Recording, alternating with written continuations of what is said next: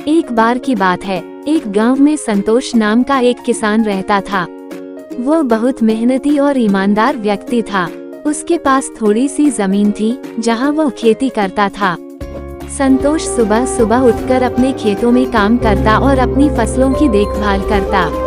उसकी मेहनत से फसलें हमेशा अच्छी होती थीं और वह संतुष्ट रहता था। एक साल गांव में बहुत कम बारिश हुई। संतोष की फसलें सूखने लगी और उसकी चिंता बढ़ गई। उसने सोचा कि अगर ऐसे ही चलता रहा तो इस साल उसे बहुत नुकसान उठाना पड़ेगा। उसने हर उपाय आजमाने की कोशिश की, लेकिन स्थिति नहीं सुधरी। संतोष बहुत निराश हो गया, पर उसने हार मानने की बजाय कुछ नया करने का निर्णय लिया। उसने सोचा कि अब उसे केवल खेती पर निर्भर नहीं रहना चाहिए।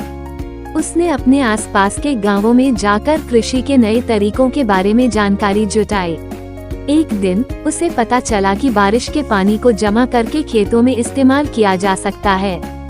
रामू ने अपने खेत के एक कोने में तालाब बनवाया और उसमें बारिश के पानी को इकट्ठा किया।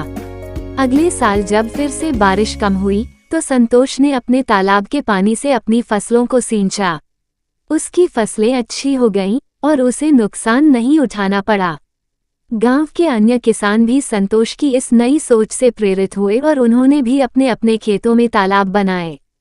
संतोष की सूझबूझ और मेहनत ने न सिर्फ उसे बल्कि पूरे गांव को लाभ पहुंचाया।